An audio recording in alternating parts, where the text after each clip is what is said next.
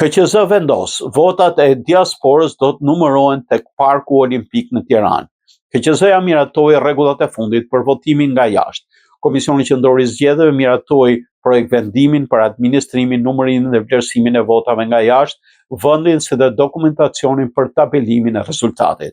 Kryetaria e Komisionit Rregulator Iliriana Nano sqaroi se vendimi është propozimi i kryekomisionerit Ilian Celibashi dhe është konsultuar me përfaqësuesit politik dhe anëtarët e KQZ-s. Drejtoresha e votës nga jashtë, Jona Josifi, theksoi se rregullat përfshin përfaqësues nga partia më e madhe e shumicës dhe opozitës në procesin e numërimit dhe vlerësimit të votave. Numërimi do zhvillohet në Parkun Olimpik të Tiranës, Feti Borova, në një hapësirë të përshtatshme për të gjitha proceset, duke përfshirë përgatitjen e materialeve, ruajtjen e dokumentacionit dhe numërimin e votave për 12 qarqet.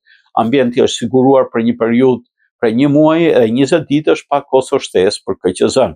KQZ-ja miratoi gjithashtu udhëzimet për kthimin e votave nga jashtë. Emigrantët duhet plotësojnë të kthejnë fletën e votimit brenda 3 ditëve nga marrja e saj. Votat që mbrin pas orës 19 në ditën e zgjedhjeve nuk do të numërohen. Votuesit nuk duhet të bëjnë shënime mbi zarfe as të fusin materiale shtesë. Komisioni do të mbulojë të gjitha shpenzimet postare për kthimin e votave. Ky projekt vendim u miratua me 5 vota pro.